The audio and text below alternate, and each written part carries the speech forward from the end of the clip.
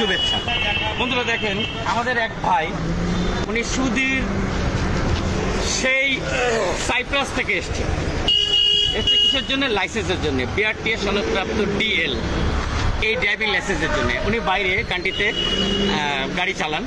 সে আল্লাহর রহমতে অনেক ভালো অর্থ উপার্জন হয়। আমি আবারও বলছি, আমি বারবার বলছি, আমাদের অনেক স্টুডেন্ট এই আমাদের কাছ থেকে শিখে কেউ অস্ট্রেলিয়াতে গাড়ি চালায়, কেউ আমেরিকাতে গাড়ি চালাচ্ছে, কেউ কানাডাতে গাড়ি চালাচ্ছে, কেউ ফিনল্যান্ডে গাড়ি চালাচ্ছে, কেউ কুয়েতে, মধ্যপ্রাচ্যে গাড়ি চালাচ্ছে।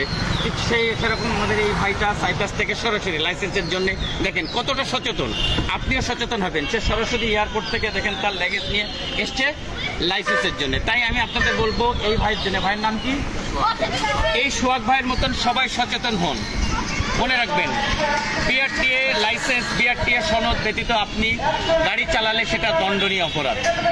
তাই সকলেরকে বিশেষ অনুরোধ করব, আপনারা লাইসেন্সবিহীন কখনো গাড়ি চালাবেন না। আচ্ছা, আপনারা যে গাড়ি চালান সাইপ্রাসে, তা ওখানে কি আসলে বাংলাদেশের মতনই সব সিস্টেম নাকি? না, ওখানে অনেক ডিফারেন্স। অনেক ডিফারেন্স। এখান থেকে এখানে যত যানজট হয়, ওখানে আপনি চেষ্টা করেন যে যানজট যাতে না হয়। আপনি মনে করেন কোনো ট্রাফিক পুলিশ থাকে, ক্যামেরার মাধ্যমে সবকিছু নিয়ন্ত্রণ করে ওখানে। আচ্ছা, আমাদের বাংলাদেশে তো অনেক লোক ড্রাইভিং লাইসেন্স ব্যতীত গাড়ি চালায়। ওখানে কি কেউ এরকম চালাইতে পারে? ওরকম কোনো আইন নাই, ওরকম কোনো ওখানে আইন নাই। ওখানে দণ্ডনীয় অপরাধ বলে গণ্য করা হয়। দেখেন বন্ধুরা, আমরা ওয়ার্ল্ডের অনেক রাষ্ট্রে লাইসেন্সবিহীন কেউ গাড়ি চালাতে না, নিজে থেকেই তারা সচেতন হয়। এই ভাই সাইপ্রাস থেকে এসছে, সেও বললো যে ওখানে দণ্ডনীয় অপরাধ, কেউ চালায় না। তাই আমি বাঙালি এবং বাংলাদেশি সকল ভাইদের অনুরোধ করব, আপনারাও বহির্বিশ্বের মতন নিজেই নিজের